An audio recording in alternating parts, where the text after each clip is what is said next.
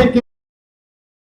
Humility is not thinking of your. It's not thinking less of yourself, but thinking of yourself less. Let me explain. Thinking of yourself less, not thinking less of yourself, but thinking of yourself less. Not that you are inferior, but you don't think of yourself more. You think of others. You think as a husband, you think of the wife. As a wife, you think of your husband, you think of your children, you think more of them than you think of yourself. As a pastor, you think of your member more than you think of yourself. You are not grabbing it for yourself alone. You think of those that are following you. That is humility. Anywhere you find yourself, think of all the force. There is election now. You see so many of them buying their lot on the road, carrying their lot, selling. Okay, they say, this man is humble. Put him inside the office.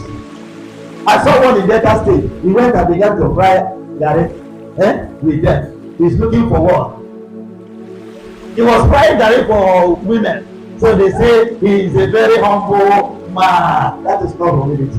Once you've been voted your power, come on, you will see tiger dress. They don't. That is not what God wants for us. We have read three scriptures. I will not bother us much better. Let me just quick talk about the characteristics of humility before we go into the scripture in 2 Kings where we read in chapter 5. Characteristics of a humble person. One, he does not think they are better than others. A humble person, as we have read, don't see himself better than the other person. Then judge yourself. Are you humble? Don't see yourself better than others. And another characteristic of it is that it's very teachable. We see it in the scripture. Very teachable. Willing to learn from others. Humble. Willing to learn from others. After we finished evangelism yesterday, I left here. I told mommy that I was going to a program somewhere. And when I get to that place, the general overseer, I had meeting with him. So as we were discussing, he told me one thing, told me that when he was away for about a month, that the pastors were fighting over pulpit. You see it? The pastor, the assistant pastor, or thereabout, was fighting the secretary. This one said that he go preach. This one said that they were fighting over who will preach. And at the long run, because of that, when he came back, the thing escalated. That some of them left the church. But I say one thing.